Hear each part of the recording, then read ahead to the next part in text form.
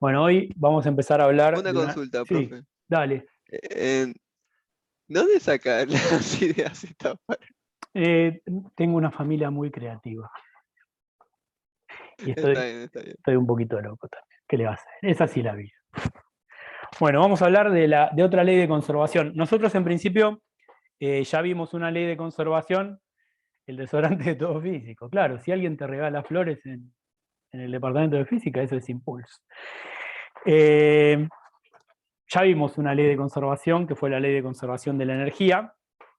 Fue la primera ley de conservación que vimos. Ahora vamos a pasar a la siguiente, que es la ley de conservación del impulso lineal o cantidad de movimiento. Esos son los dos nombres con los que se lo conoce. Ya hablamos de esta cantidad de movimiento, pero vamos a repasar un poquito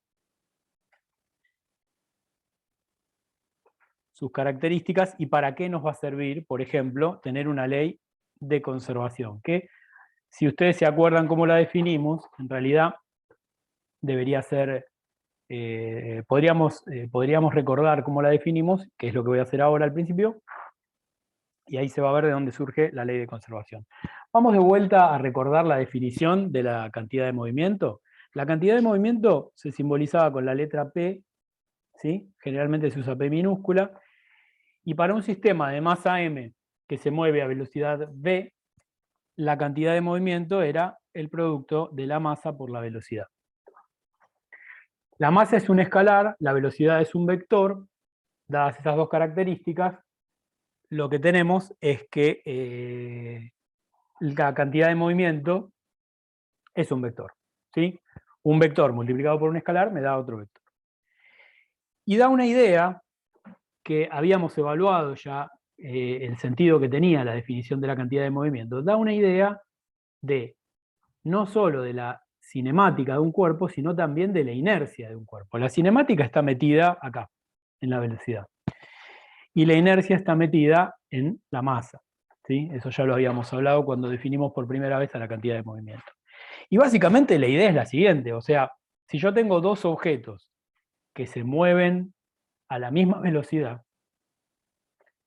tengo que encontrar una cantidad que me diga que es más difícil frenar un objeto que se mueve a esa velocidad, pero tiene una masa de 1 kilo, contra frenar a otro objeto que se mueve a esa misma velocidad, pero en vez de 1 kilo pesa 1000 kilos.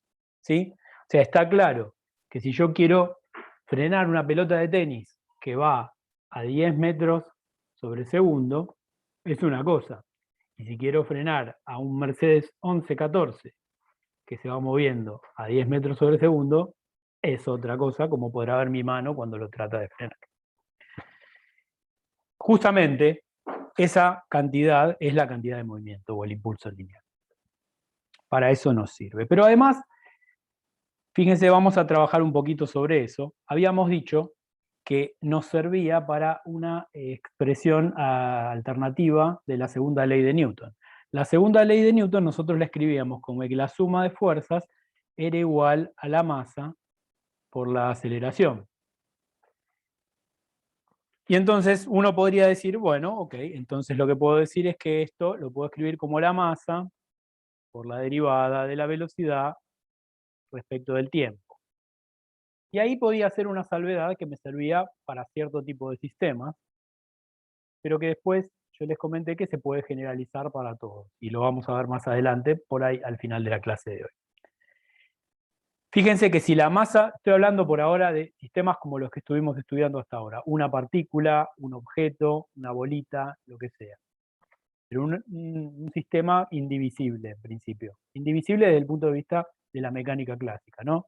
Una bolita, lo que sea, un ladrillo. En ese caso, si tenemos un objeto de esas características, su masa va a ser constante. Entonces, si su masa es constante, yo puedo meter la masa adentro de la derivada, total es constante, y lo que me queda es que la segunda ley de Newton se expresa de esta manera, como la derivada de la cantidad de movimiento respecto del tiempo. Y fíjense que ahí, lo que yo decía recién de frenar una pelota de tenis o frenar un colectivo, cobra sentido, ¿no? Fíjense que si yo quiero hacer un cambio en la cantidad de movimiento de un objeto, y eso es lo que estoy haciendo al frenar un objeto, necesito aplicar una suma de fuerzas. Esa es la interpretación alternativa que estamos dando con esta ley de la segunda ley de Newton, perdón, con esta expresión de la segunda ley de Newton. Es que la suma de fuerzas es aquello que me permite hacer un cambio de la cantidad de movimiento en un determinado tiempo. ¿Sí? Por eso aparece la derivada respecto del tiempo. Y fíjense que lo que les decía, de esta nueva expresión para la segunda ley de Newton, podemos encontrar nuestra nueva ley de conservación. La clase pasada vimos que cuando tenemos que las fuerzas no conservativas no realizan trabajo en un dado sistema, la energía mecánica se conserva. Esa era nuestra primera ley de conservación.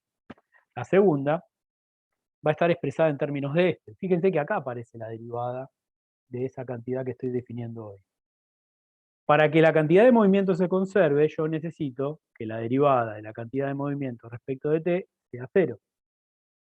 Y esa cantidad de 0, perdón, si esa derivada es 0, quiere decir que p es una constante de movimiento. Y para que se conserve la cantidad de movimiento, lo que me dice esta expresión es que necesito que la sumatoria de las fuerzas, y ahora vamos a agregar algo más, la sumatoria de las fuerzas externas. Y después va a quedar más claro por qué estoy diciendo esto, porque por ahora todas las fuerzas eran externas. Pero esa sumatoria tiene que ser 0.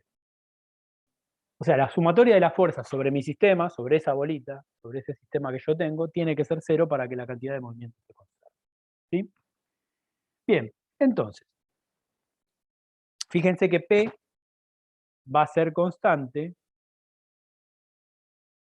a diferencia de la energía, que es un escalar, va a ser constante como vector. Eso quiere decir que si la sumatoria de fuerzas es 0, se conservan todas las componentes de P. ¿Sí? Si yo tengo un objeto de masa m que se mueve a una velocidad v dada por sus 3 componentes, eso quiere decir que se van a conservar las 3 componentes. Fíjense que esto me puede sonar parecido a lo que vimos en las primeras clases.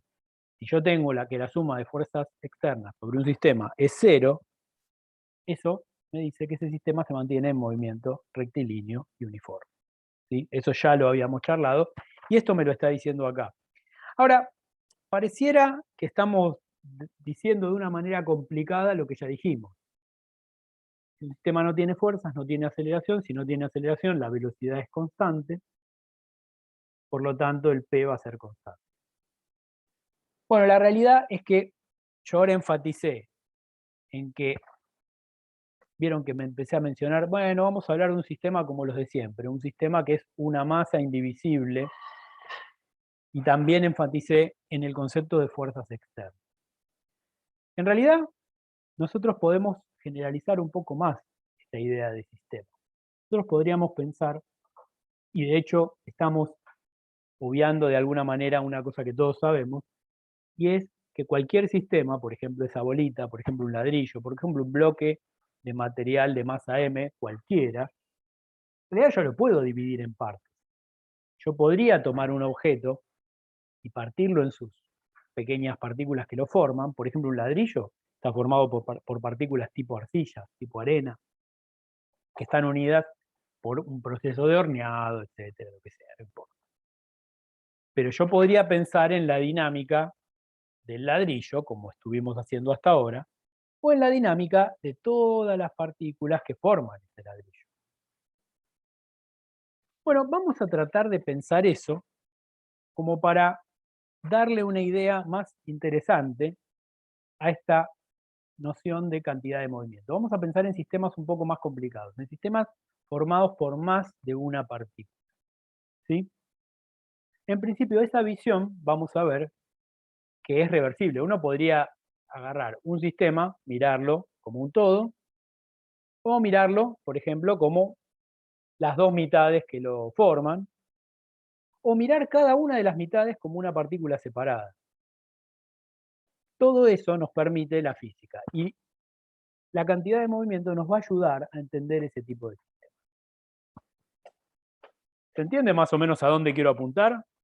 No importa todavía si tiene que ser muy claro, pero la idea es a dónde quiero apuntar. Y entonces lo que voy a hacer es generalizar un poquito mi noción de sistema. Vamos a pensar ahora en un sistema formado por dos partes que van a ser subsistemas a las que voy a llamar S1 y S2. Mi sistema lo voy a llamar S y a las partes lo voy a llamar S1 y S2. Supongamos entonces que tenemos nuestro sistema formado por estas dos partes a las que voy a simbolizar como dos bolitas, por supuesto, como siempre. Este es mi sistema S1, este es mi sistema S2. Y voy a pensar que la única interacción que sienten S1 y S2, que forman parte o que conforman a mi sistema total S, voy a pensar que la única interacción sobre ellos es la que se hacen mutuamente. Eso quiere decir que S1 siente una fuerza que es la fuerza que el sistema 2 hace sobre el sistema 1. Y que S2 siente solamente la fuerza que el sistema 1 hace sobre el sistema 2. ¿Sí? Solamente hay fuerza de interacción. O sea, no hay nada más allá de ellos dos. Cuando uno tiene un sistema así, lo que dice es que el sistema S está aislado. ¿Por qué aislado? Aislado desde el punto de vista dinámico. Porque no hay ninguna fuerza externa al sistema S. Las únicas que hay son las fuerzas internas que se hacen sus partes. ¿Ok? Bueno, si solo tenemos esas interacciones, fíjense que nosotros tenemos una ley que nos dice algo más. Nosotros sabemos cuál es la relación entre F2.1 y F1.2, porque la tercera ley de Newton nos dice que si el cuerpo 1 le hace una fuerza al cuerpo 2, el cuerpo 2 le hace al cuerpo 1 una fuerza de igual módulo y de sentido contrario. Eso quiere decir que vectorialmente F2.1 es igual a menos F1.2. Pero además, acabo de darles una nueva forma de calcular F2.1 o de relacionar F2.1 y F1.2 con el cambio de la cantidad de movimiento del sistema 1 y del sistema 2. Si las únicas fuerzas que existen son esas, esto que está acá son todas las fuerzas aplicadas, o sea, la suma de fuerzas aplicadas sobre S1. Y esto que está acá es la suma de fuerzas aplicadas sobre S2. O sea que yo sé que esto tiene que ser igual a la variación de la cantidad de movimiento del sistema 1 respecto del tiempo. ¿Sí? Disculpe, profe, ¿lo puede repetir? Fíjate, si no hay otra fuerza, F2.1 es la sumatoria de fuerzas sobre el sistema S1. No hay otra fuerza, es la única que está aplicada sobre el sistema S1. Si yo hago la sumatoria de fuerzas, va a ser exactamente F2. ¿Está bien? Sí. Y lo mismo para S2. Si no hay ninguna otra fuerza, la F1.2 va a ser la sumatoria de fuerzas sobre el sistema S2. Y yo sé que F2.1, por la segunda ley de Newton, tiene que ser igual entonces a la variación de la cantidad de movimiento del sistema 1. ¿Sí? Eso es lo que acabamos de ver con nuestra expresión alternativa de la segunda ley de Newton. Por otro lado, lo mismo puedo decir de F1.2. La variación de la cantidad de movimiento de la partícula 2 va a estar dada por la suma de las fuerzas sobre el sistema S2.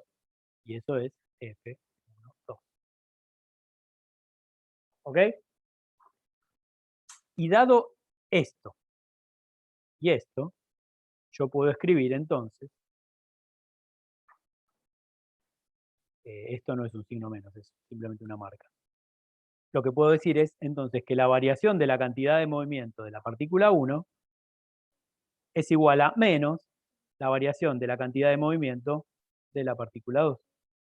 No la variación, la derivada, perdón. Discúlpenme, tengo que hablar con propiedad. Y esto me permite hacer otra relación más, para escribir esto en términos del sistema global. Si me pasa esto, yo puedo mandar esto para allá, puedo mandar esta derivada para el otro lado, y me queda que la derivada de P1 más la derivada de P2 respecto de T es igual a 0. Y como las derivadas, como la suma de las derivadas es la derivada de la suma, yo podría decir que esto me dice que la derivada de la suma de P sub 1 más P sub 2 es igual a 0. Y esto, si yo lo pienso un poquito, digo, ok, pero P sub 1 y P sub 2 es la cantidad de movimiento de esta partícula más la cantidad de movimiento de esta partícula. O sea que estoy sumando las cantidades de movimiento de las dos partículas que forman a mi sistema S. O sea que podría pensar que P sub 1 más P sub 2 es el P total de mi sistema. O sea, el P de mi sistema S. Y fíjense lo que me está diciendo esto. Me está diciendo que la derivada del P total es igual a 0 para el sistema S. ¿Y yo qué dije inicialmente? Que este sistema está aislado. O sea que eso significa que la suma de fuerzas sobre el sistema S es igual a 0. O sea que esto y esto significan la misma cosa. Y cuando tengo un sistema en donde tengo más de una partícula que lo forman, fíjense que la variación de cantidad de movimiento de una se tiene que compensar con la variación de cantidad de movimiento de la otra. La variación de la cantidad de movimiento total es 0. ¿Y es 0 por qué? Porque lo que se lleva una, se lo lleva a la otra para el otro lado. Uno lo puede pensar de esa manera. Si cambia la cantidad de movimiento del sistema 1, tiene que cambiar de manera opuesta la cantidad de movimiento del sistema 2. ¿Para qué? Para que la variación de la cantidad de movimiento total me dé 0, lo cual es así porque la suma de fuerzas sobre ese sistema es 0. Entonces eso me está diciendo que si yo tengo un sistema formado por muchas partículas, un sistema aislado formado por muchas partículas, la suma de las cantidades de movimiento va a ser tal que se anule. Cada uno de los subsistemas, ahora son 2, pero podrían ser muchos más, fíjense que yo puse 2, pero podría haber puesto los que yo quisiera. La variación de la cantidad de movimiento de todos esos subsistemas tiene que ser tal que se cancelen mutuamente. De tal manera que la cantidad de movimiento total me dé 0. A esas fuerzas F12 y F21 las vamos a llamar fuerzas internas. Y fíjense que yo cuando enuncié hace un rato la ley de conservación de la cantidad de movimiento dije que la suma de fuerzas externas tiene que ser 0. Ahí no parecía tener sentido, porque antes no pensábamos a los sistemas como formados por partes, los pensábamos como un todo, como una bolita. Pero si un sistema está formado por partes, está claro que entre los objetos, por ejemplo, porque se tocan, hay fuerzas que son, por ejemplo, fuerzas de contacto, como la normal. Esas fuerzas, para un sistema que está aislado en su exterior, no me van a importar. Las únicas fuerzas que me van a importar son las fuerzas externas. ¿Por qué? Porque las fuerzas internas se cancelan mutuamente. ¿Quedó claro esto? Excelente. Sí. Buenísimo. Entonces, lo que nos dice la ley de conservación de la cantidad de movimiento es que para un sistema cualquiera, un sistema S cualquiera, P va a ser constante siempre que la suma de fuerzas externas sobre el sistema S sea igual a 0. Es muy importante eso. Hay que identificar cuáles son externas y cuáles son internas. y que siempre la variación de la cantidad de movimiento de las partes se tiene que estar compensando. Por ejemplo, en este caso, lo que había visto es que justamente la variación de la cantidad de movimiento de, de la parte 1 tiene que ser menos la derivada de la cantidad de movimiento de la parte 2. Fíjense que si yo acá lo escribí como derivadas, pero yo les digo la variación. ¿Cómo convertimos estas derivadas en variación de cantidad de movimiento? ¿Se les ocurre? Multiplicando por delta t. Claro, en realidad integrando, diría un matemático, ¿no? Uno tendría que integrar la cantidad de movimiento en un tiempo dado. Si vos integrás esto, vos tenés una derivada, ¿no? Entonces vos lo que podés hacer es esto, podés integrar entre 0 y delta t la derivada de P1 respecto de t, por diferencial t. Ahí hay un micrófono abierto, por favor. Fíjate. Y acá me queda esto, gracias. Integrando de los dos lados en un dado delta t, lo que me va a quedar es que esto es la variación de la cantidad de movimiento de la partícula 1 y esto es menos la variación de cantidad de movimiento de la partícula 2. ¿Sí? Así convierto esa derivada en variación. Y esto me está diciendo justamente lo que dije durante toda la página anterior, y es que la variación total tiene que ser igual a 0. ¿Ok? Veámoslo en un ejemplito rápido.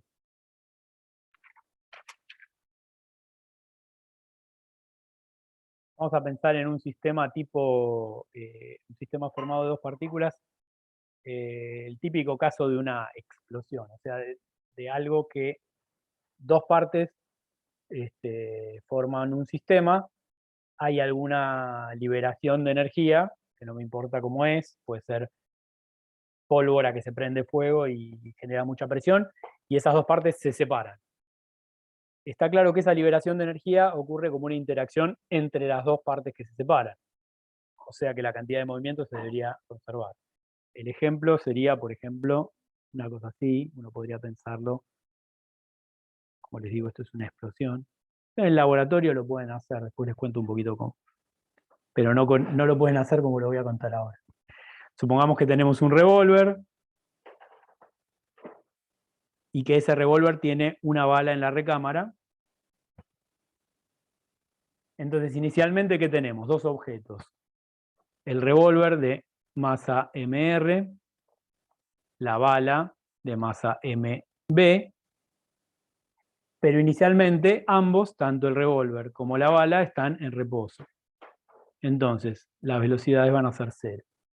Entonces, ¿qué quiere decir eso? Que si yo considero la cantidad de movimiento inicial, tiene que ser mr por br más mb por b sub b, y eso es 0. O sea que la cantidad de movimiento inicial es 0. No vamos a pensar en la fuerza de gravedad por ahora, después en la práctica van a meterle la fuerza de gravedad, pero por ahora vamos a pensar como que está aislado, como que no hay ninguna fuerza. Pensamos que, en todo caso, si hay peso, la mano del tipo que lo sostiene compensa el peso de tal manera que no se cae. Entonces, la suma de fuerzas termina siendo 0 también en este eje. ¿Sí? En este eje está claro que no hay fuerza. Bueno, ¿y qué pasa cuando el gatillo hace que el martillo pegue un golpe sobre la pólvora? Bueno, se genera una reacción química, esa reacción química provoca un aumento de la presión muy grande, y ese aumento de la presión muy grande empuja hacia ambos lados a la pistola para un lado y a la bala para el otro. ¿Sí? Y me ocurre esto, que me queda por un lado la pistola y por el otro lado la bala con una cierta velocidad hacia allá. Ahora, bueno, inicialmente no lo dije, pero mi sistema es, por supuesto, todo. O sea que al final mi sistema tiene que seguir siendo todo. Ahora, como dijimos recién, la suma de fuerzas externas es igual a 0. Entonces, eso quiere decir que el P tiene que ser igual a constante. ¿Verdad? Ahora, Sí. eso está claro. Fíjense que la bala está claro y todos lo sabemos, va a adquirir una velocidad, va a estar moviéndose, entonces hay una variación de la cantidad de movimiento de la bala, que es distinto de 0. Entonces, ¿cómo puede ser que el P se mantenga constante si la bala cambió su cantidad de movimiento?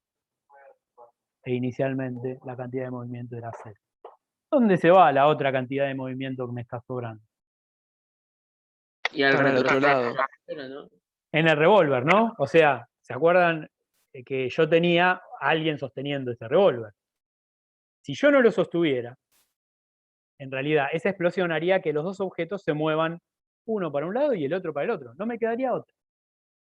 Porque si yo no lo freno, la cantidad de movimiento que se lleva la bala para un lado, se la tiene que llevar el revólver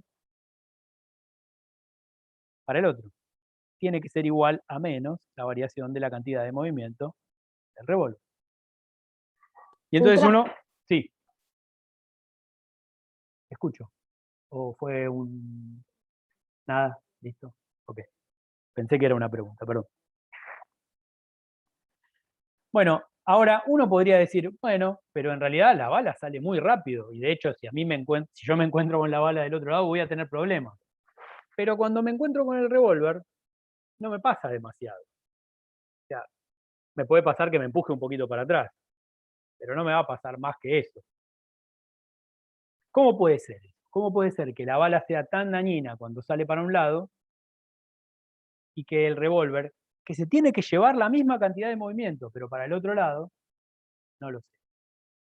Por la diferencia de masa, ¿no? Exactamente. La cantidad de movimiento no es solo la velocidad, sino también la masa.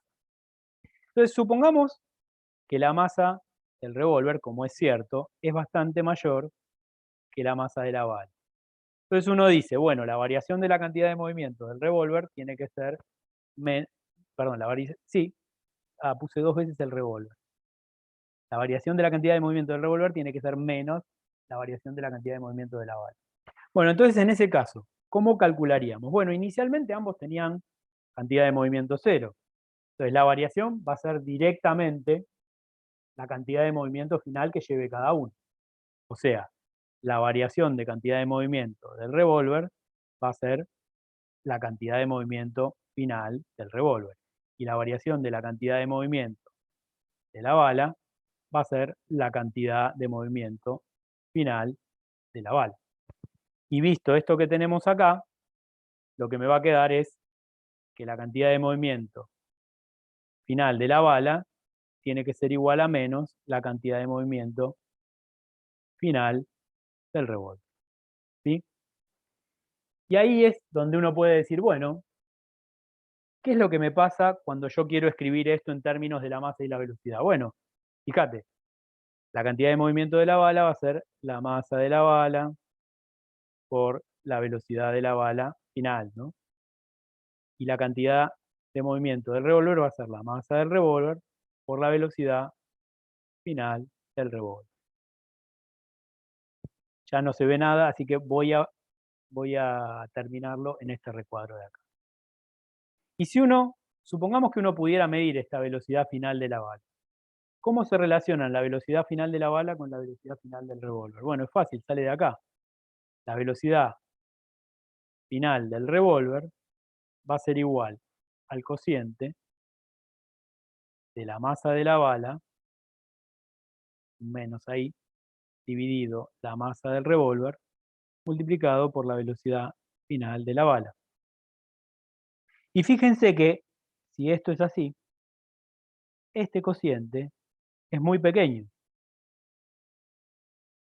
O sea que la velocidad final del revólver puede llegar a ser tanto más chica cuanto más chica sea la masa de la bala comparada con la del revólver. Digamos que una bala, no sé cuánto, gramos, no sé, menos 2 gramos.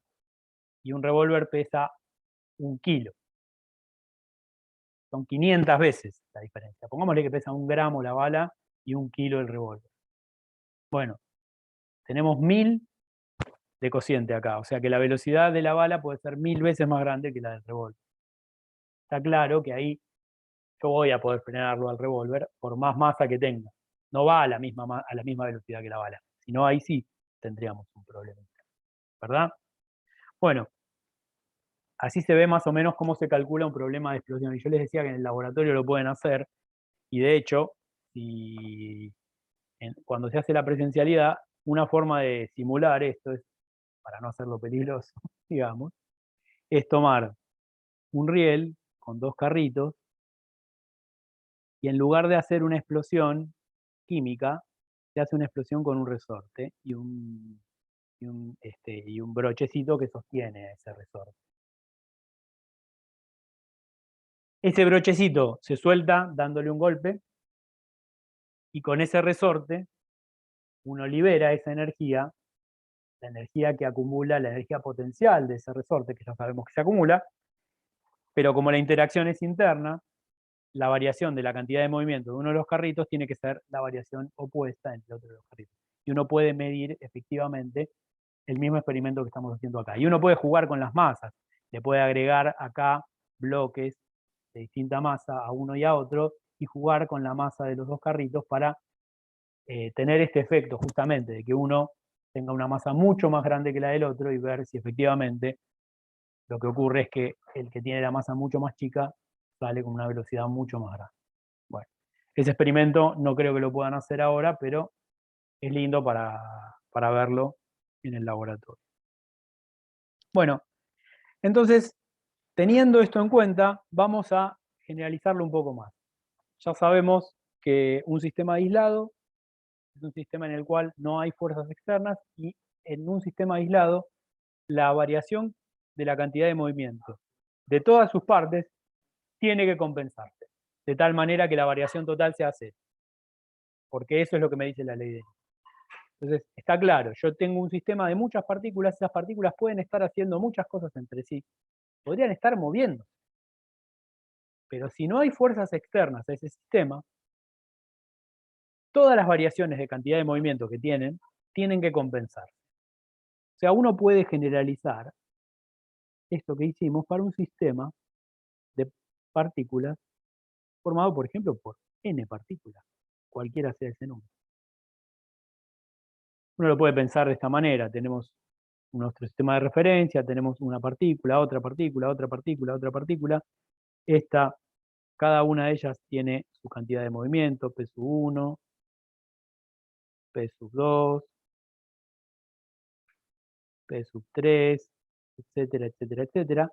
Pero si todas forman parte de un sistema, las variaciones de la cantidad de movimiento de cada uno tiene que ser cero si el sistema se encuentra aislado.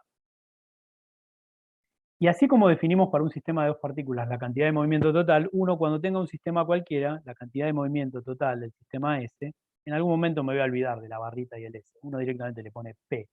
Dice, tengo un sistema, la cantidad de movimiento total la llamamos P, y eso va a ser la sumatoria desde I igual 1 hasta N de todas las cantidades de movimiento de cada una de las partículas individuales. O sea, básicamente esto.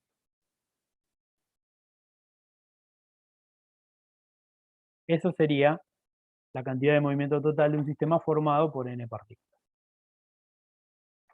Y la segunda ley de Newton, o mejor dicho, antes de ir a la segunda ley de Newton, la derivada de la cantidad de movimiento se va a calcular usando esta regla. O sea, si yo quiero calcular la derivada de la cantidad de movimiento de ese sistema, va a ser igual a la derivada de toda esta suma. Pero claro, la derivada de una suma es la suma de las derivadas, o sea que esto va a ser directamente la suma desde I igual 1 hasta n de la derivada de la cantidad de movimiento de cada partícula respecto del tiempo. ¿Sí? Y eso me lleva de vuelta, si yo tengo acá la derivada de la cantidad de movimiento de la partícula I, fíjense que estoy diciendo, esto es la derivada no de todo, sino de la partícula I, esto va a ser igual a la sumatoria de fuerzas sobre la partícula I. A eso lo voy a llamar F sub I. Esto que está acá es la suma de fuerzas sobre la partícula I. O sea que acá me queda la suma desde i igual 1 hasta n del f sub i de todas las partículas. Fíjense que cada uno de esos términos, cada uno de estos f sub i, puede ser distinto de 0. De hecho, puede ser porque la variación de la cantidad de movimiento de la partícula i está dada por la fuerza que siente la partícula i. Pero la suma total va a tener que respetar que si el sistema está aislado, la suma total me tiene que ser 0. ¿Por qué? Porque la derivada de la cantidad de movimiento total tiene que ser igual a 0. ¿Sí? ¿Está bien? Ahora, ¿qué pasa si hay fuerzas externas? En esta sumatoria va a haber algunas que van a ser internas, que son las fuerzas que se hacen en este sistema, y además va a haber otras que son externas.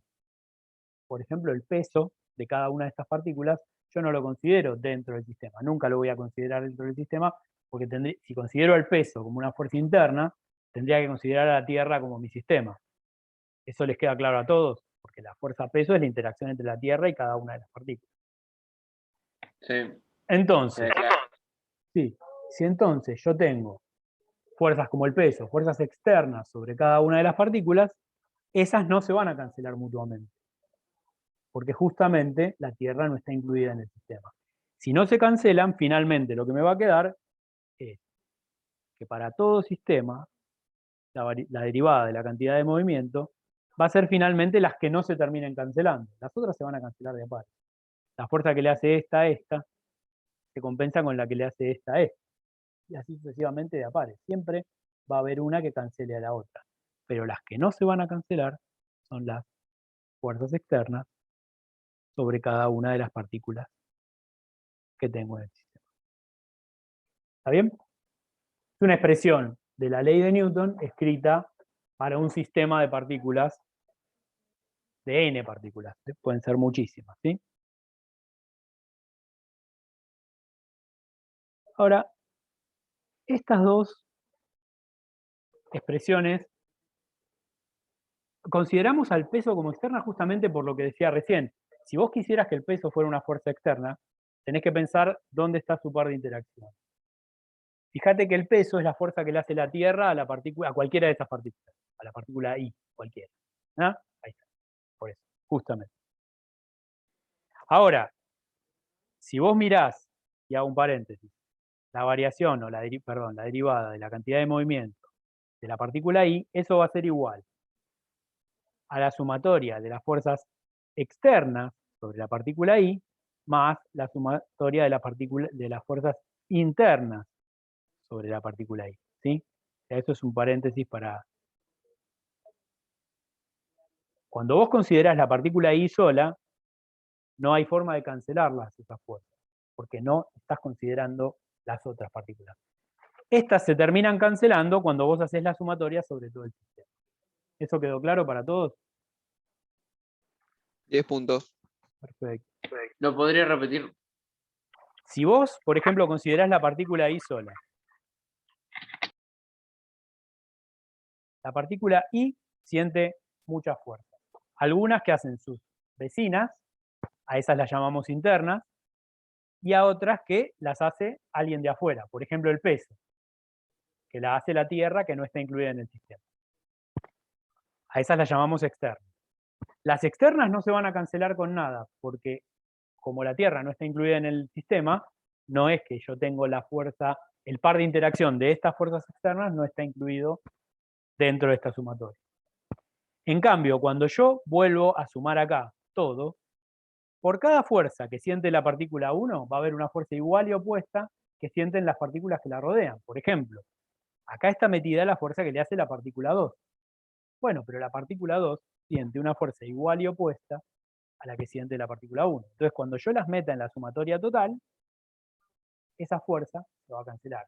Y así me va a pasar con cada par de partículas. Con la partícula 3 me pasa lo mismo. Hay una hacia acá y hay otra hacia acá. Con la partícula 4 me pasa lo mismo. Hay una hacia acá y otra hacia acá. Y así sucesivamente con todas. O sea que estas se van a terminar cancelando dentro de esta sumatoria. Pero estas no. Y es por eso que me termina quedando esto. ¿Está bien? Perfecto. Excelente.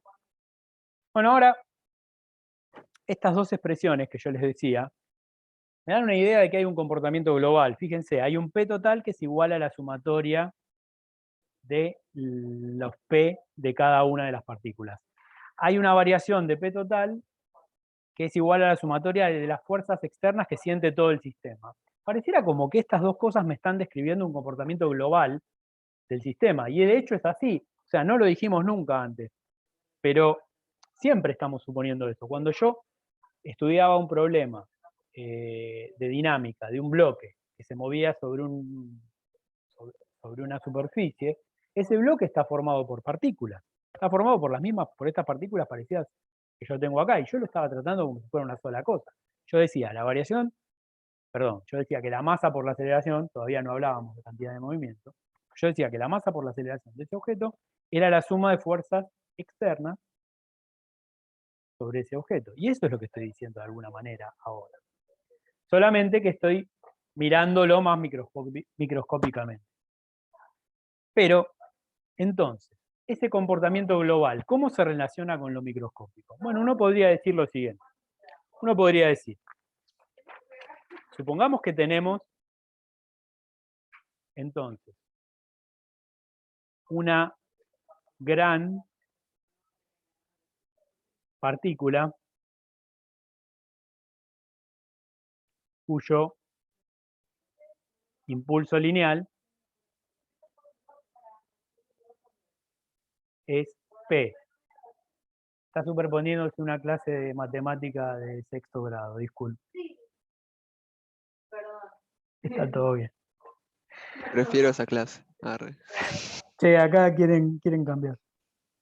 Igual no está molestando, o sea, no es como que tapa el audio. Me tapa a mí, no. Bueno, seguimos entonces. Entonces, lo que estoy diciendo es que hay algo que es una partícula, vamos a pensar en una gran partícula que es nuestro sistema S, cuyo impulso lineal es P. Fíjense que no es difícil de imaginar que esa gran partícula va a tener una masa m cuyo valor va a ser igual a qué cosa. Bueno, si está formado por n partículas de masa m sub i, va a ser igual a esto, ¿no? A la suma de todas las masas que tengo. Eso es bastante obvio que uno lo puede pensar de esa manera. Entonces, teniendo eso, uno puede decir, bueno, tengo una gran partícula de masa m cuyo impulso lineal es p. Entonces mi pregunta podría ser, ok, pero el p se calcula como el producto de una masa por una velocidad. Entonces, ¿cuál será la velocidad de esa gran partícula, de vuelta?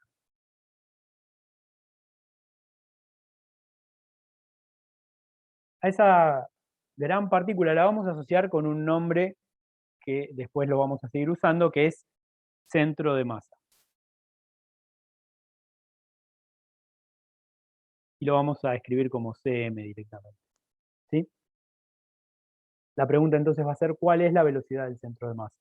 Que es el que describe el movimiento de mi sistema como un todo. Porque eso es lo que estoy diciendo. Si yo tengo la cantidad de movimiento P y un objeto de masa M, quiero saber cuál sería la velocidad de ese objeto que engloba a todas las partículas de mi sistema. Bueno, y si hago eso, yo podría decir, bueno, pero el P total, yo lo puedo calcular como la suma de MI por B sub I. Ahora, a partir de ahora me voy a olvidar del índice, o voy a poner solo el índice. No voy a poner D igual 1 hasta N, para no estar haciendo tan larga la cosa. Pero además, si tiene masa M, se tiene que cumplir que el P total sea la masa por la velocidad de ese centro de masa que yo estoy definiendo. Bueno, pero igualando estas cosas, yo puedo sacar entonces que la velocidad del centro de masa es igual a la suma de MI por B sub I dividido la masa. O sea, esto de abajo es la sumatoria de todas las masas. Fíjense que escrito de esta manera, esto es como algo así como el promedio de las velocidades. pero además está ponderado por la masa. ¿Ustedes ya vieron lo que es el promedio ponderado? Sí. Lo vieron, ¿no? El promedio ponderado me dice, Los que hicieron estadística, sí. claro, los que hicieron estadísticas sí. Los que no, recuerden este nombre porque lo van a ver de vuelta. Fíjense que de alguna manera esto me está diciendo que las velocidades que más importan son las que están acompañando una masa más grande. ¿Sí? Cuanto mayor sea el sumando, más influye en el promedio que va terminando de dar esto. Si todas las partículas tienen la misma masa, no me importa. El promedio ponderado es el promedio directamente. Pero si no tienen la misma masa, las que tienen más masa van a influir más en el promedio. Por eso decimos que está ponderado por la masa. Y además uno puede ver otra cosa. Uno puede decir que la velocidad surge de la derivada respecto del tiempo de alguna posición. O sea, cada v sub i que tengo acá es la derivada de la posición de la partícula i respecto del tiempo. Y esa es la definición de velocidad. Bueno, entonces yo podría hacer la relación inversa, podría integrar esto y decir, bueno, puedo encontrar la posición del centro de masa, y la posición del centro de masa va a estar dada por la integral de todo esto. Si las masas son constantes, va a ser directamente algo parecido, digamos. La posición del centro de masa va a ser el promedio ponderado de las posiciones de todas las partículas. ¿Sí? Y a este objeto que se encuentra en esta posición y tiene esta velocidad, justamente es lo que llamamos el centro de masa. ¿Se entiende lo que significa, no? Yo tengo una pelota formada por muchas partículas. Esas partículas por dentro pueden hacer lo que quieran. Uno podría pensar en un globo lleno de bolitas que se están moviendo ahí adentro. Es una R mayúscula, sí. Sí, una R. No sé qué. No se ve bien. Pero, perdón, Mm. ¿qué representa la R mayúscula? Me perdí en eso. Ay, no te escuché la pregunta. No, perdón, que me perdí en la parte de qué representa la R mayúscula. Es la posición del centro de masa. Fíjate que lo hice integrando, ¿no?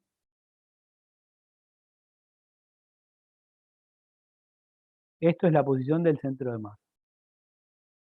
¿Sí? ¿Queda claro? Sí, gracias, perdón. De nada.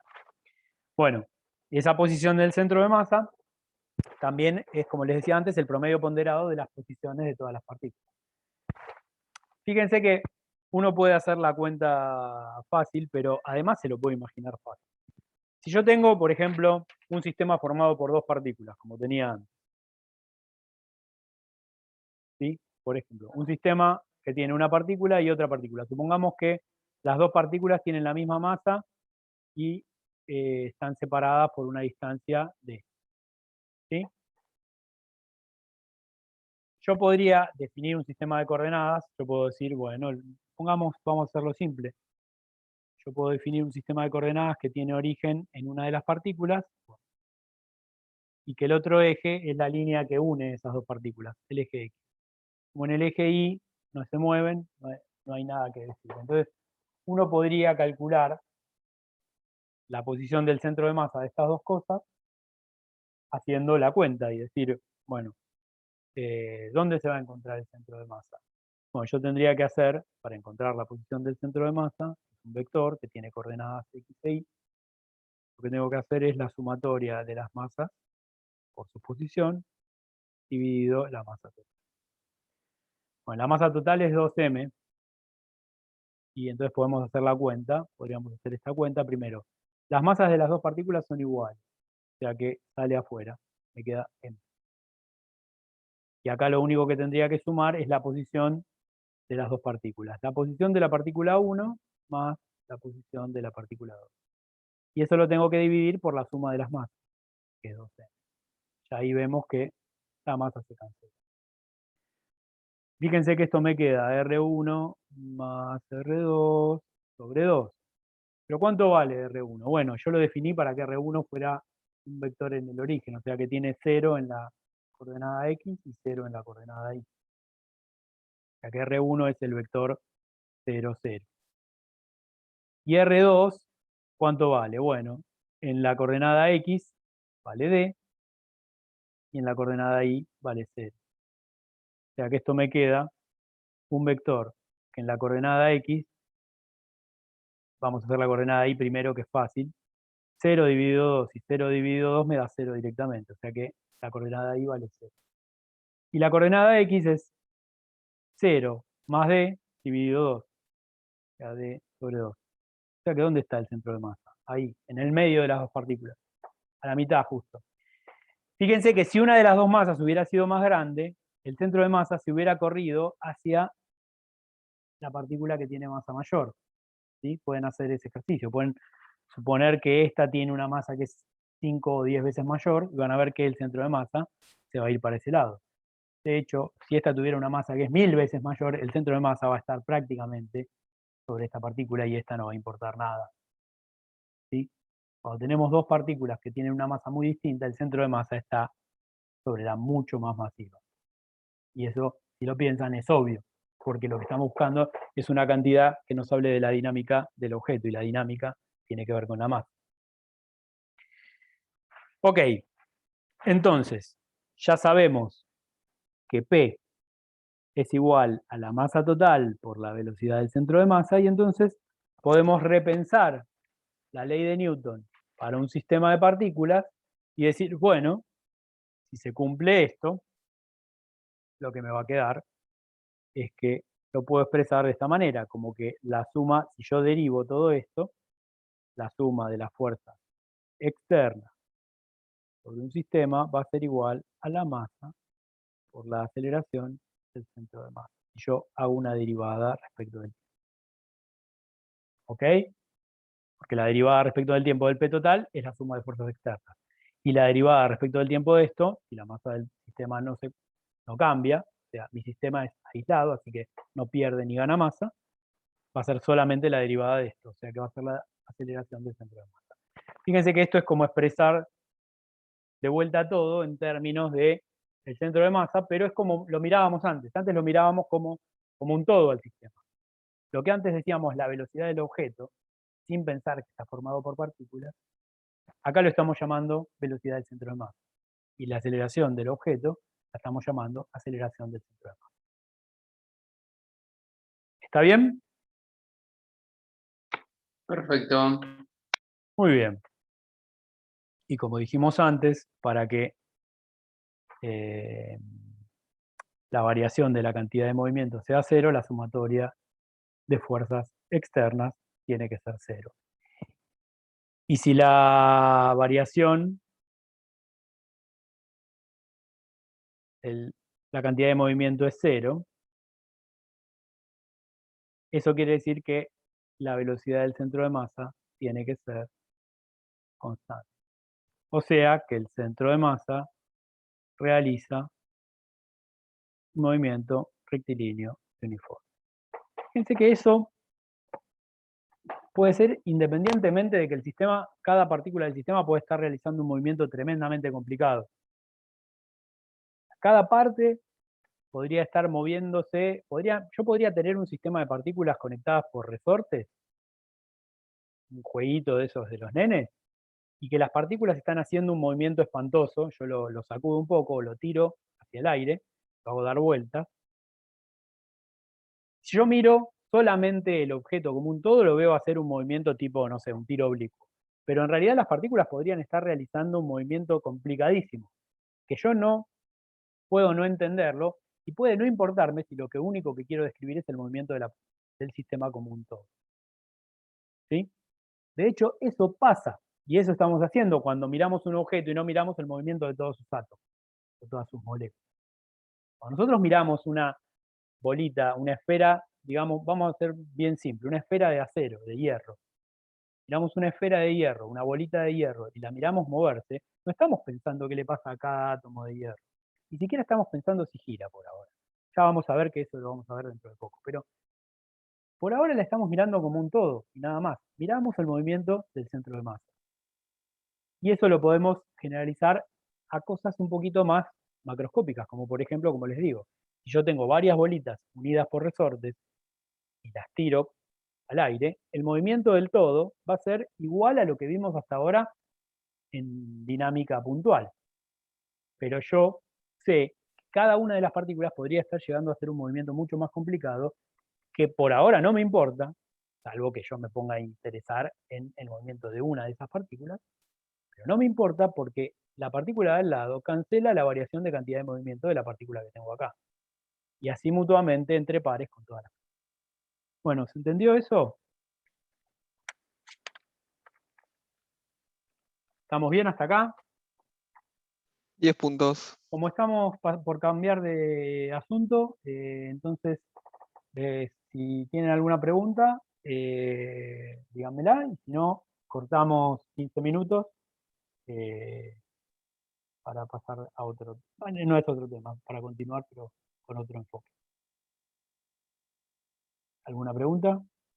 La hoja anterior. Pará, porque a veces hago lío con las hojas. Creo que es esta. ¿Esta? Sí, era esa, muchas gracias. De nada. Bueno, si no hay más preguntas, corto la. Bien, entonces llegamos a que el centro de masa describe como un todo el movimiento de un sistema de partículas que puede ser muy complicado en su individualidad, el de cada una de esas partículas. Pero finalmente nosotros tenemos una forma de describirlo de manera global. Permítanme un segundo. No podía prescindir de esto. Bueno, entonces vamos a analizarlo en algunos problemitas.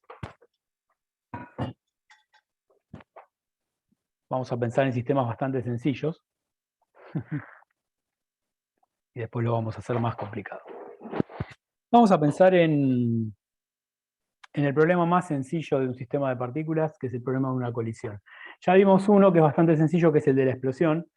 Y el otro problema que podemos pensar es, en lugar de que los dos objetos estén quietos al momento inicial, podemos pensar que los dos objetos se estén moviendo y que colisionen de alguna manera.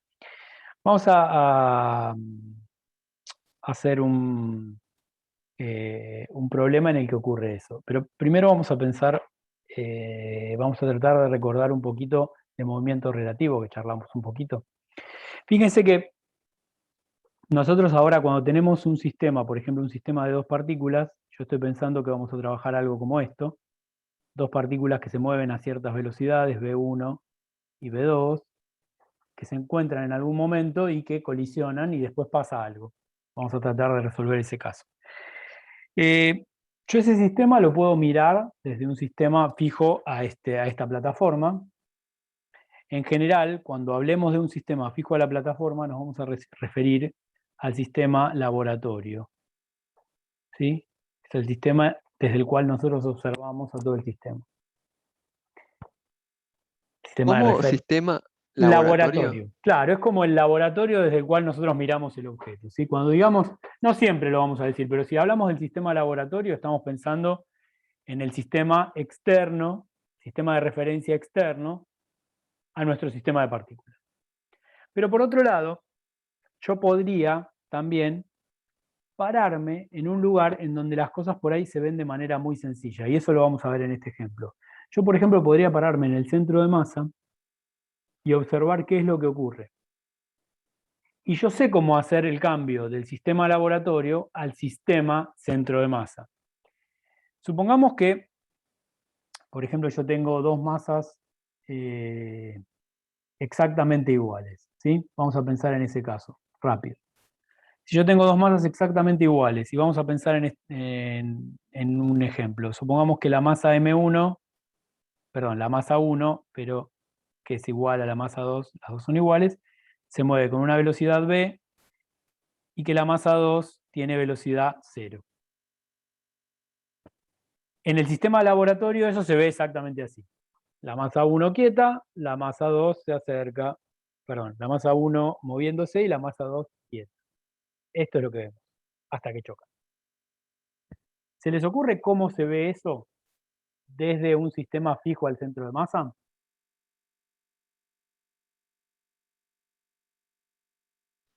¿Cómo? ¿Cómo se vería el problema si yo me subo a algo que se mueve a la velocidad del centro de masa? En realidad uno puede hacer la cuenta, puede tratar de sacarlo, pero también es fácil imaginarlo. Como que el uno se movería y vos no, ¿no? Como cuando Eh, vas a... a ver, pensemos, ¿No verías los dos como que están quietos y te mueves a la misma velocidad? en realidad no, porque tienen que chocar. De alguna manera eso tiene que pasar en todos los sistemas. Eso seguro tiene que pasar, en algún momento se tienen que encontrar. En el sistema laboratorio vos ves esto. Y en el sistema centro de masa, uno puede imaginarse lo que está ocurriendo, porque uno sabe que el centro de masa, si las dos partículas son exactamente iguales, va a estar siempre ¿dónde? en la mitad de la distancia entre las dos. Tipo, Sea cual sea esa distancia, siempre va a estar en la mitad.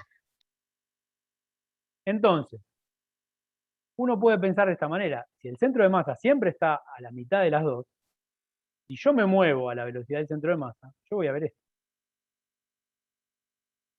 Que las dos se encuentran, porque finalmente se van a encontrar en el centro de masa. Entonces, si yo me muevo a la velocidad del centro de masa, voy a ver que las dos se mueven a la misma velocidad y que chocan en el medio, que es donde yo estoy. ¿Sí? No hice ninguna cuenta para eso. Lo único que pensé como es el centro de masa, y entonces dije, bueno, tiene que ser así. Si uno hace la cuenta, acuérdense que el centro de masa tiene que estar acá a la mitad al principio y tiene que estar siempre a la mitad de la distancia entre las dos partículas. O sea que, de alguna manera, lo que tiene que pasar es que la de acá, perdón, la de acá se tiene que estar moviendo a la mitad de la velocidad que iba, y esta otra, que no se movía en el sistema laboratorio, se va a mover a menos b sobre 2 para el otro lado. Hagan la cuenta si quieren, pero tiene que pasar eso, porque si no pasa eso, no chocan. ¿Está bien eso? ¿Se entendió todo lo que dije? Por ahí no es tan Sí, obvio. sí, le creo, por Pueden hacer ahora. la cuenta. De hecho, vamos a hacer la cuenta ahora. Bueno, entonces el ejemplo que vamos a pensar es el siguiente. Vamos a pensar que hay dos bolitas que colisionan y luego quedan pegadas. ¿Sí? En principio no voy a decir que tienen masa igual, después vamos a ver qué pasa si las masas son iguales. Pero vamos a pensar que las bolitas tienen masa M1 y M2. Pero vamos a pensar en un problema parecido a este. O sea, la bolita de masa M1 tiene una velocidad 1 inicial, que en principio es distinta de 0, y la masa M2 tiene una velocidad 2 inicial que es igual a 0. ¿Sí? Esa es mi situación inicial. Y la situación final es que las dos partículas quedan pegadas y que se mueven juntas, por supuesto, o algo así, con una velocidad final que es conjunta. Supongamos que todo esto es dato y que yo quiero averiguar cuánto vale. Esa es mi pregunta.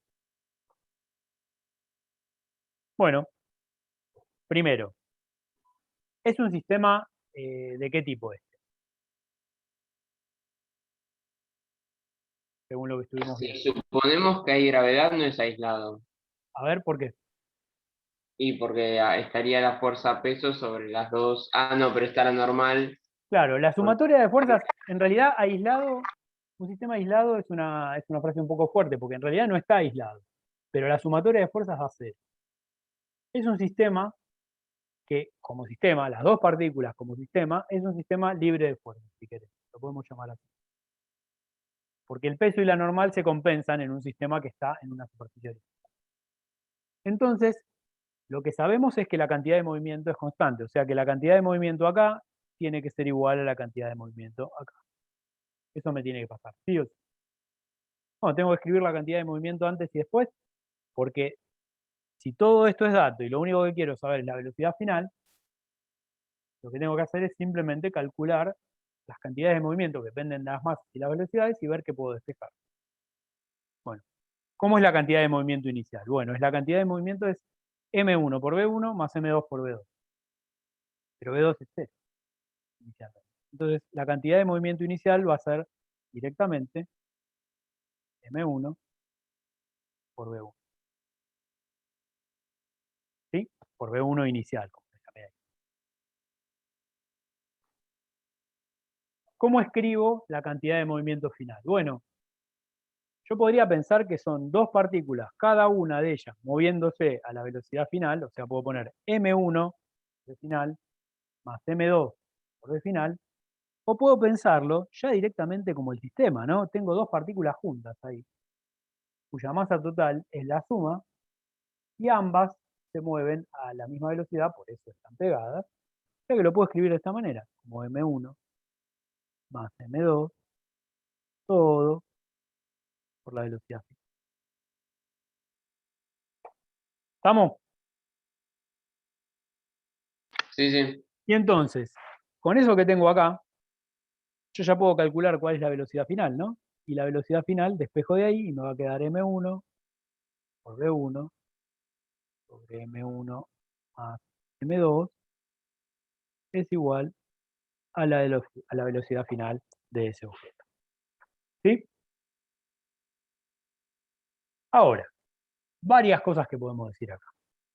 Ya resolví el problema, ¿no? Está listo, ya está. Resuelto el problema de este caso, que es lo que se conoce como colisión o choque plástico o plástica, si es colisión. Plástica, una colisión plástica es una colisión en donde los dos objetos de alguna manera quedan pegados y terminan yendo a la misma velocidad final. Bueno, vamos a charlar un poquito más sobre qué define un choque plástico y un choque no plástico, que es el que vamos a ver más adelante. Ahora, como dijimos antes, ¿cómo se ve el choque desde el centro de masa? Bueno, recién dijimos algo que es lo que pasaría si las dos masas fueran exactamente iguales. Fíjense que si las dos masas fueran exactamente iguales,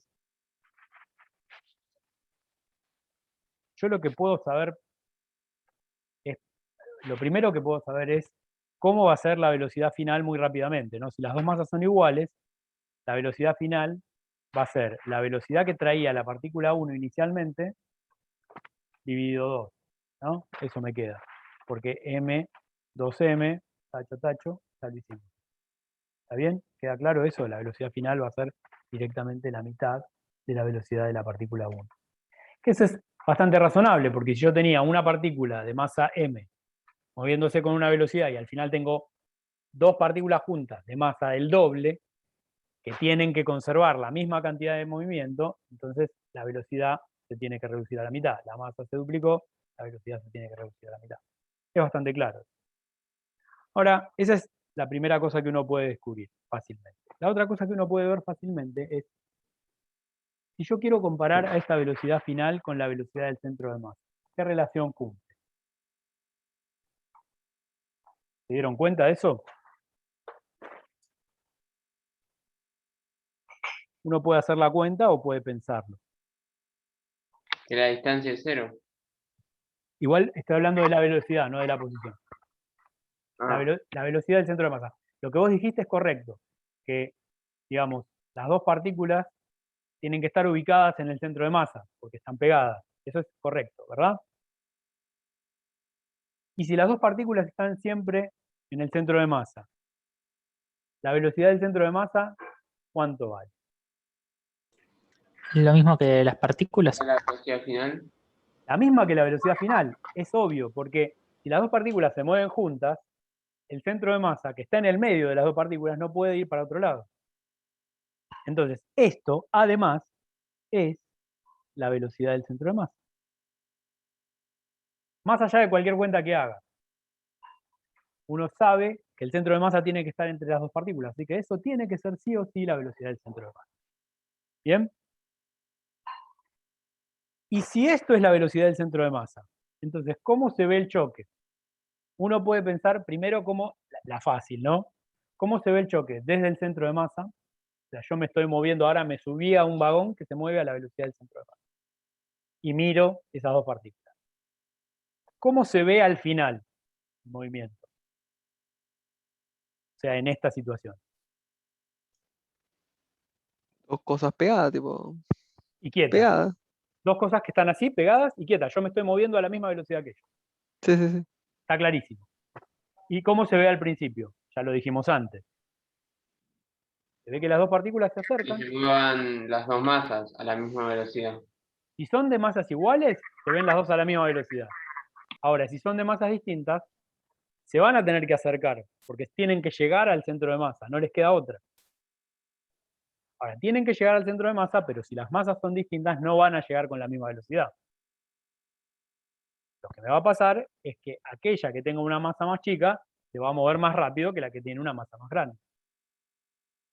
Si yo lo veo desde el centro de masa, tengo que respetar eso. Lo que no puede pasar es que si las dos masas son distintas, las dos se muevan a la misma velocidad. Porque lo que Una tiene- consulta. Sí. Si tengo dos masas distintas, el centro de masa estaría un poco más cerca de la partícula de más masa, entonces por eso la otra se está moviendo a más velocidad para compensar esa distancia al mismo tiempo. Exactamente. No. Exactamente. O sea, lo que tiene que pasar finalmente es que se tiene que respetar que las dos partículas se tienen que encontrar al mismo tiempo en el centro de masa. Y para eso necesito que la que es más masiva se mueva más lento que la que es menos masiva. Porque la que es más masiva tiene que recorrer una distancia más chica. ¿Se entiende eso? Lo podemos hacer un esquemita, ¿no? Supongamos que son así las dos partículas. Si son así, el centro de masa va a estar más cerca de acá.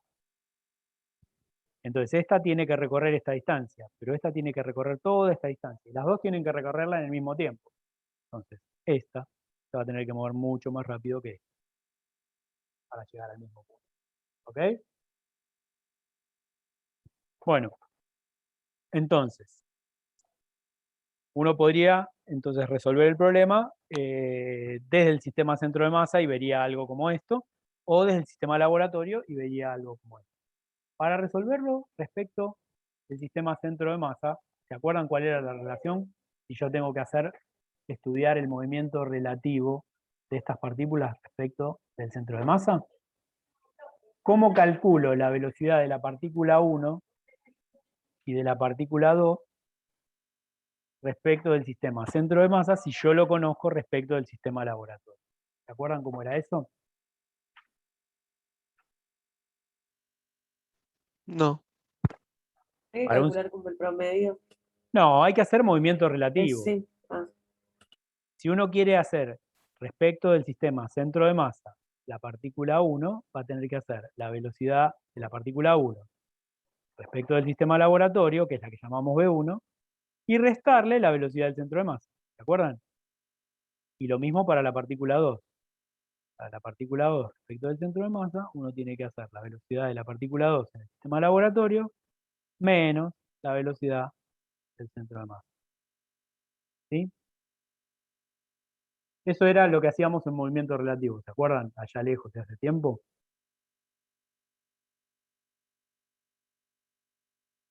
Como diría Celia, el silencio me tranquiliza. Joya.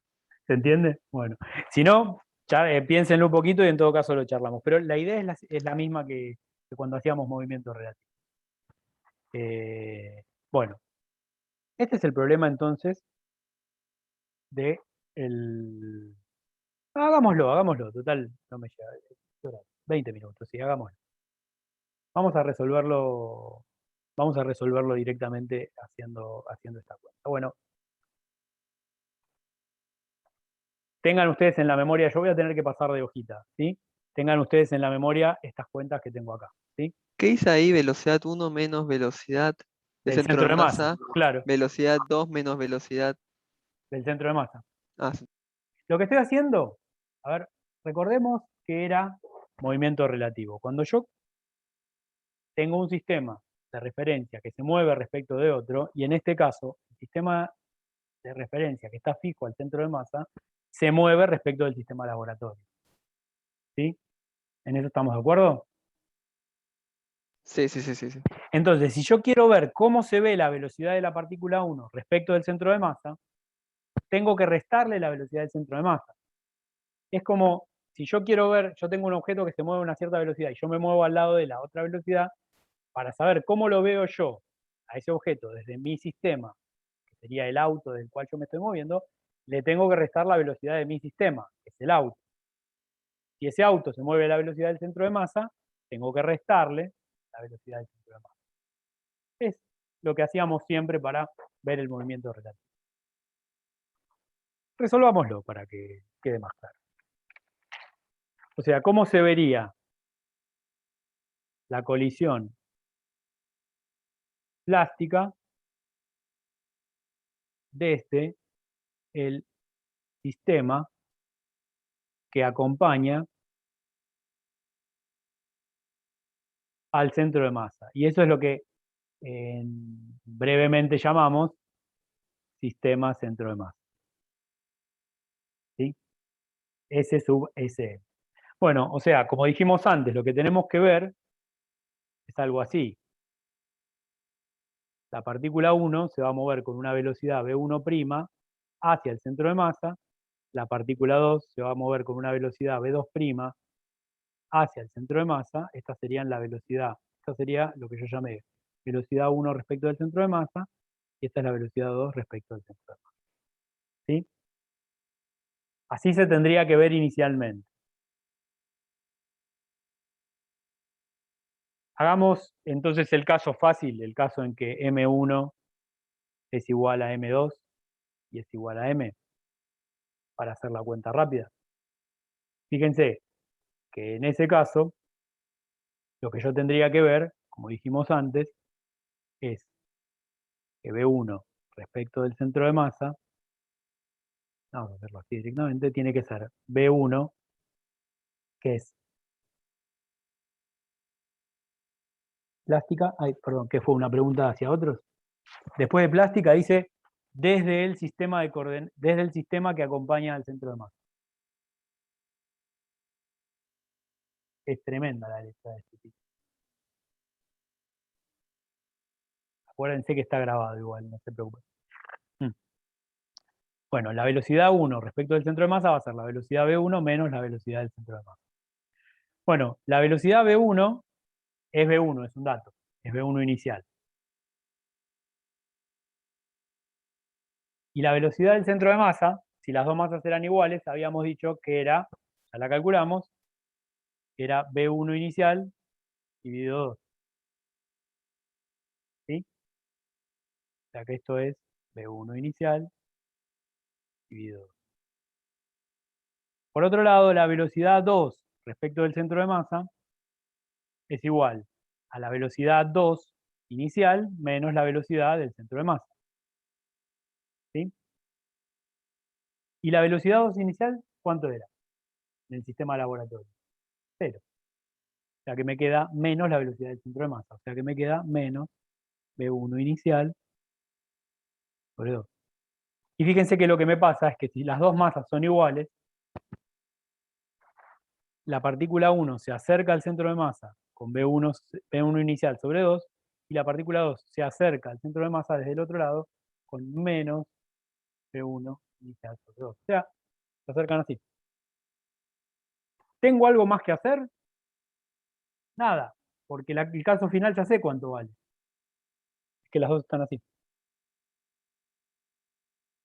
Ya sé, desde el centro de masa, mi problema se reduce a que finalmente las dos tienen velocidad 0 respecto del centro de masa. ¿Sí? Y si yo tuviera que calcularlo, ¿cómo calculo que las dos tienen velocidad 0 respecto del centro de masa?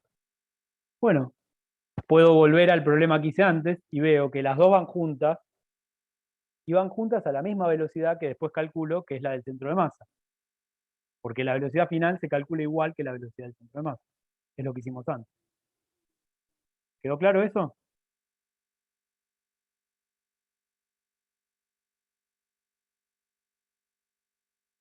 Sí, sí, sí. Hay un sí con interrogación ahí. Bueno, fíjate, volvamos a la página anterior, Iván. Es así. Fíjate. No, sí, lo entiendo.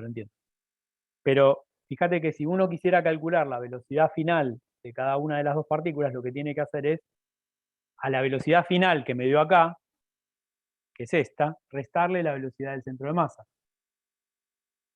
Pero esta velocidad ya vimos que se calcula igual que la del centro de masa, y justamente eso es obvio porque las dos partículas van juntas. Las dos partículas van juntas, la velocidad final que tienen es la del centro de masa.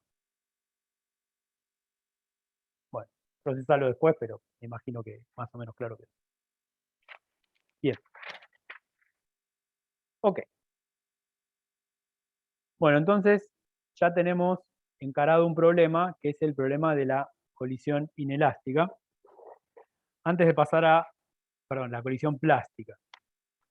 Pero antes de pasar a los otros más complicados, vamos a hacer un comentario más, un par de cosas que se pueden decir sobre el centro de masa. Primero, el centro de masa de dos partículas siempre pertenece a la línea que las une.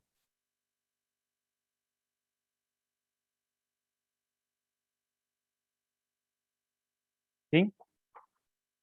Siempre tiene que estar en la línea que las une. En particular, si las dos tienen la misma masa, está en la mitad.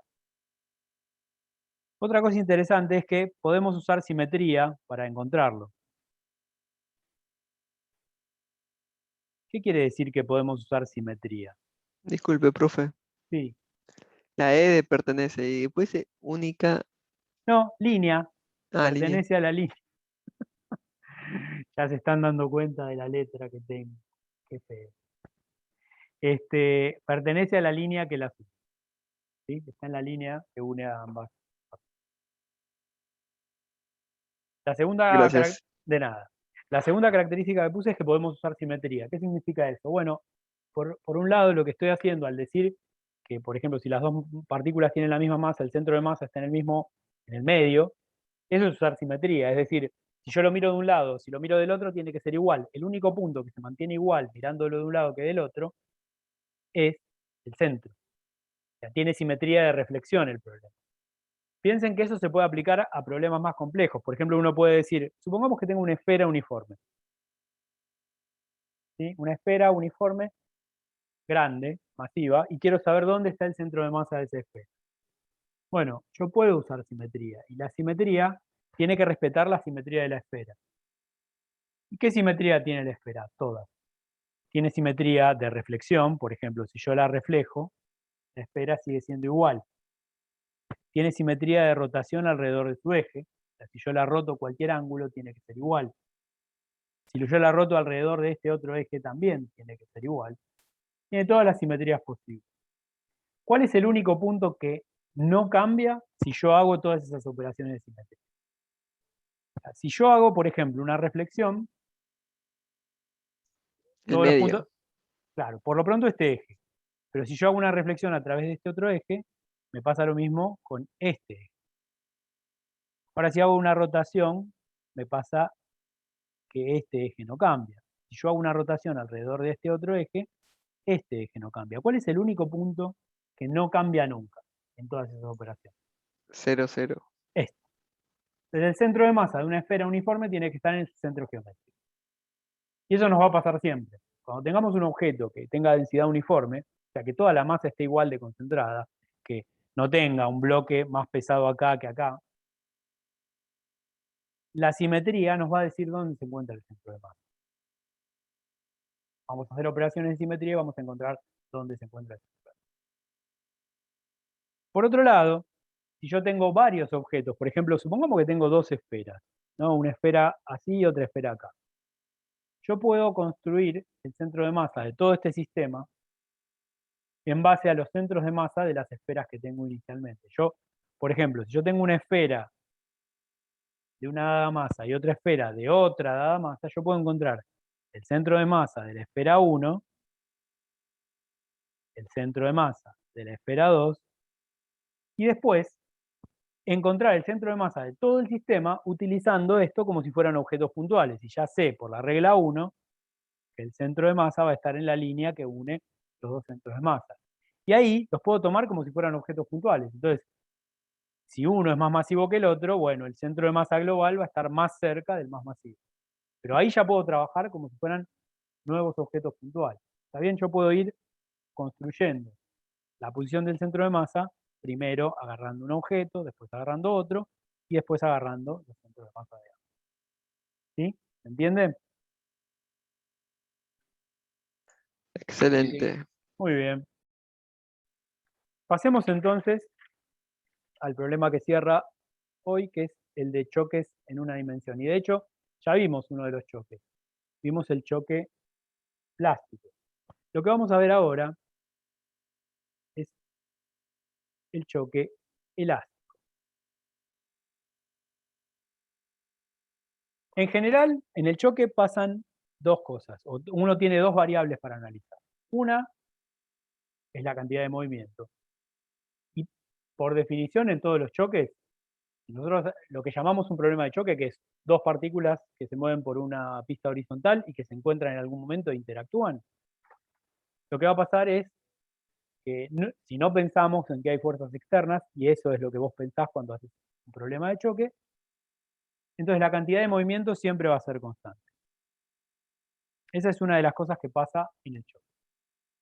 Ahora, por otro lado, yo les decía que, por ejemplo, en la explosión, y de hecho también va a pasar en el choque plástico, hay un aditamento más. Yo les decía, para que ocurra una explosión tiene que haber un desprendimiento de energía, porque, por ejemplo, en el caso que les mostré de la bala y el revólver, hay una explosión, se levanta una presión grande, esas sustancias químicas combustionan, generan un desprendimiento muy grande de energía. O sea que la energía inicial, fíjense, la bala y el revólver, los dos quietos. La energía inicial de ese sistema, ¿cuánto valía?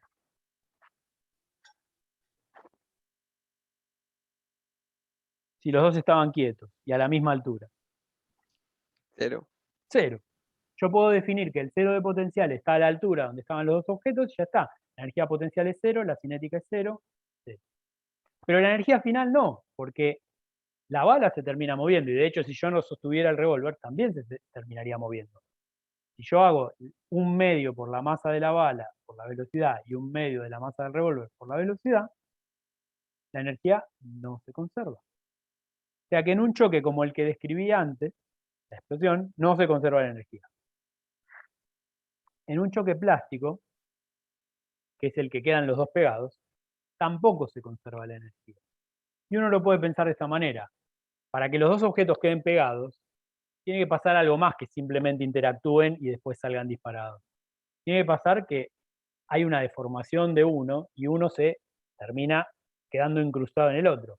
Uno lo podría pensar como, imagínense una bolita de chicle que choca contra una bolita de acero. La bolita de acero va a quedar incrustada en el chicle y los dos van a quedar pegadas. Pero para eso, la bolita de acero tiene que deformar al chicle y quedar pegado de alguna manera, quedar adherido. Para que eso ocurra, para deformar al objeto, tengo que gastar energía. Entonces, en un choque plástico, no se va a conservar la energía. De hecho, va a ser al revés que la explosión. Voy a perder energía. Y la voy a perder en deformación. Cuando yo choco esos dos objetos y quedan pegados, uno tiene que deformarse, o los dos tienen que deformarse para quedar pegados. El choque elástico, por el contrario, es aquel en el cual la energía se conserva. En particular, como siempre lo pensamos a la misma altura, lo que decimos es que la energía cinética es constante. Claro, la energía que pierden es cinética, porque estamos pensando a la misma altura. En ese mismo sentido es lo que decía yo acá. Bueno, pensándolo de esa manera, entonces uno va a pensar en los choques plásticos como aquellos en que quedas pegado. Los elásticos en los que la energía se conserva. Y los otros en donde puede haber deformación, pero no necesariamente quedan pegados, y esos son la mayoría de los choques, uno los llama inelásticos. Los choques inelásticos son los choques en donde P es constante, eso es en todo choque, pero además la energía cinética no se conserva. Un caso particular de choque inelástico es el choque plástico que acabamos de ver, cuando quedan pegadas. ¿Sí? Pero para terminar hoy vamos a ver el problema del choque elástico. Lo vamos a ver desde el sistema laboratorio para hacerlo simple y en todo caso seguramente ustedes después en la práctica harán el caso desde el sistema centro de masa. Pero el problema es el siguiente entonces. Vamos a pensar en un sistema de dos partículas, M1 que se mueve a una velocidad inicial 1, M2 que se mueve a una velocidad inicial 2, de hecho este lo voy a hacer un poquito más complicado. Puedo apuntar para cualquier lado en realidad, ¿no? O sea, los estoy poniendo en general.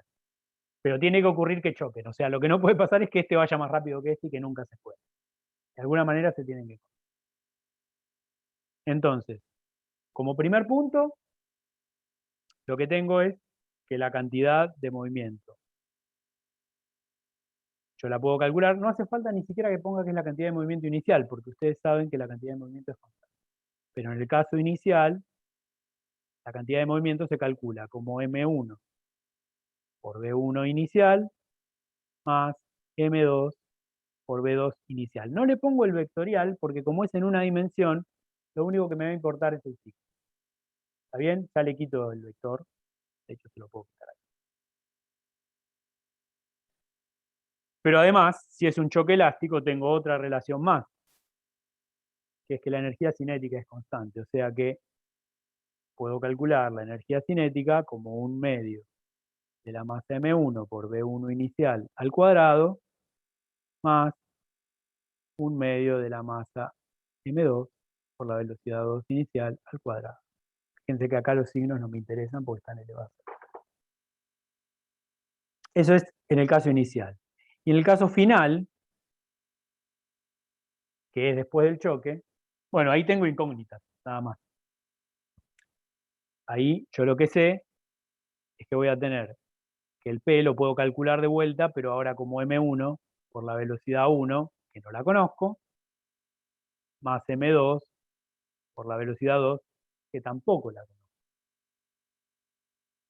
Y la otra ecuación que tengo es la energía cinética al final, que la puedo calcular como un medio de M1 por V1 cuadrado, más un medio de M2 por V2 al cuadrado. Fíjense que estoy en un problema, ¿no? O sea, primero yo sé que esta la puedo igualar a esta, y sé que esta la puedo igualar a esta, ¿no? O sea, 1 tiene que ser igual a 3, y 2 tiene que ser igual a 4. Eso es lo que me dice la conservación de la energía y la cantidad de movimiento. Pero el problema es que me están faltando, me está faltando para despejar. Pero en realidad, fíjense que si miro el número de incógnitas y el número de ecuaciones, finalmente lo voy a tener que poder resolver. ¿Cuántas son mis incógnitas finalmente acá? Una le estoy señalando. B2. 4, En realidad 2, ¿no? 2. B1 y B2. Sí. Y tengo mis dos ecuaciones acá. Así que finalmente me tiene que salir. Puede ser más simple o menos simple, pero me tiene que salir. Dos ecuaciones y dos incógnitas sale. Eso me enseñaron en matemáticas. La forma en que se encara este problema es la siguiente. Uno lo que hace es, por ejemplo, lo que puedo hacer es igualar las dos ecuaciones y acomodar los términos que dependen de una masa y de la otra, de un lado y del otro. Tenemos estas dos ecuaciones, tenemos las igualdades de la cantidad de movimiento y de la energía, y lo que podemos hacer es, en la de la cantidad de movimiento, podemos hacer lo siguiente, podemos decir que M1 por B1 menos B1 0 tiene que ser igual a M2 por B2 0 menos B2. Fíjense que lo que hice fue, de este lado tenía la parte final y de este parte tenía la inicial. Entonces, me queda M1 por B1 y me pasé restando el M2 por B2. Y de este lado tenía la parte inicial. Tengo M2 por B2, 0, y pasé restando para allá el M1 por B1. ¿Sí? Junté lo que depende de la masa M1 de un lado y lo que depende de la masa M2 de otro. Y con la energía puedo hacer algo parecido. Y con la energía cinética algo parecido, me queda un medio de M1 por B1 cuadrado menos B1 cero cuadrado es igual a 1/2 de M2 por B2 cero cuadrado menos B2, perdón, B2 cuadrado. ¿Está bien? Lo que hice fue lo mismo con la energía. Y si uno se acuerda de esta relación que me decía que si yo tengo A cuadrado menos B cuadrado, eso es igual a más B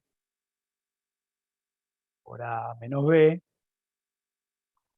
Fíjense que lo que puedo hacer, primero el 1/2 y el 1/2 se me va. Puedo hacer el cociente entre estas dos igualdades, lo cual mantiene la igualdad. Y entonces puedo, a partir de esta ecuación y esta ecuación, ganar otra un poquito más simple, porque los cuadrados siempre me van a complicar para hacer esto. Pero si vale esta relación, el cociente de esto con esto me va a dar B1 más B1 cero igual a B2 más B2 cero. ¿Sí? Ahora me queda un poquito más simple la cosa, porque esta relación junto con esta, ya no tengo que despejar nada que esté al cuadrado, y con eso puedo sacar directamente cuáles son las velocidades B1 y B2, que son mis incógnitas. Utilizando esas dos ecuaciones, lo voy a hacer directamente rápido, porque ya nos estamos encontrando, creo que Jonathan ya debe haber llegado. Se las dejo expresadas y después ustedes las pueden verificar. Les queda esto. Y después vamos a analizar un par de casitos antes de largarlos.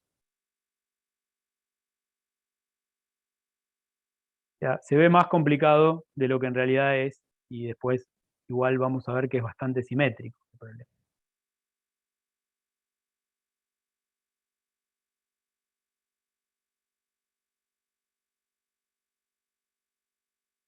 Fíjense que B2 les va a quedar recontra parecido, les va a quedar totalmente simétrico a lo que tienen en el caso de arriba.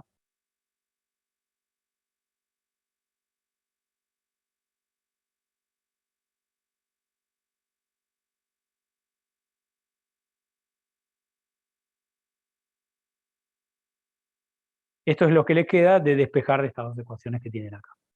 ¿Sí? Estas son las velocidades finales de la partícula 1 y la partícula 2. Fíjense bien toda la simetría que hay, ¿no? en el problema. Y ahí uno puede empezar a mirar casos particulares, ¿no? Por ejemplo, ¿qué pasaría si la partícula 2 está inicialmente en reposo? Bueno, si la partícula 2 está inicialmente en reposo, se me simplifica bastante el problema y me sobrevive solamente este término y este término, ¿no? Los términos que dependen de B2 cero simplifican bastante. Pero hay un caso todavía más arquetípico, que es que la partícula 2 está en reposo inicialmente y que las dos masas sean iguales. Fíjense que en ese caso, si la partícula 2 está en reposo, ya vimos que estos términos se mueren. Entonces me queda solamente que B1 es esto y que B2 es esto. Pero además, si las masas son iguales, este término también se me muere. Entonces, lo que me va a quedar, finalmente, es que si la partícula 2 estaba en reposo y las masas son iguales, la partícula 1 va a chocar contra la partícula 2 y la va a enviar con toda su cantidad de movimiento y ella se va a frenar. Fíjense que la velocidad 1 final va a terminar quedando 0. ¿Está bien? Y otra cosa que pueden mirar después, y que ya no lo voy a hacer, pero seguramente lo van a mirar en la práctica, es qué pasa cuando, por ejemplo, se me da esto, que la masa 1 es mucho mayor que la masa 2, o que la masa 2 es mucho mayor que la masa 1. Si uno lo piensa, pensémoslo primero. ¿Qué pasaría si la masa 2 está quieta inicialmente? Me está reflejado y no sé siempre cuál de las dos, para que quede bien cuál es la masa.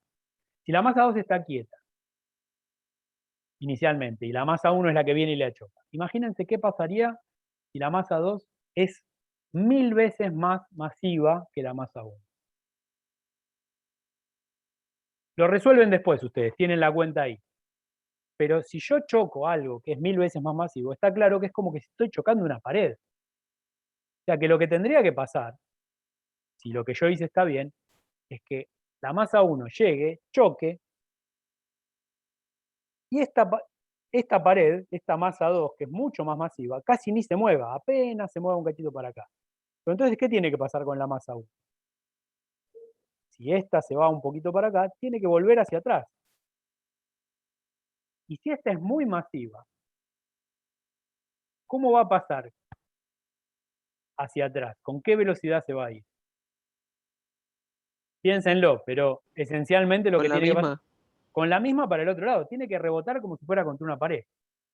Si esta masa es muy grande, 1000 veces, y es 1000 veces más grande que esta tiene que rebotar prácticamente como si fuera contra una pared. Y si conserva la energía, tiene que rebotar casi con la misma velocidad. Todas esas cosas tienen que verse acá. Ustedes tienen que verificar estos límites y lo voy a dejar para que lo vean en la práctica porque ya nos pasamos casi 10 minutos, o lo vemos por ahí en la teórica de la clase que viene, si es que tenemos un poquito de tiempo. Bueno, Hola, hola, ¿se me escucha? sí, se te escucha perfecto.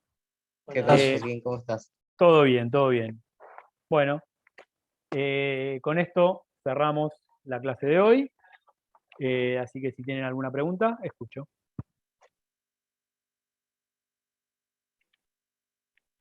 Ninguna. ¿Ninguna? ¿No hay nada escrito? Yo no vi el chat. A ver, voy a fijar ahora el chat. No quedó nada, ¿no? ¿La hoja anterior, eso lo preguntaron recién o es de antes? Recién. Ah, recién. La hoja anterior sería la anterior. Esta. ¿Esta hoja? Bueno, corto igual la grabación porque ya estamos.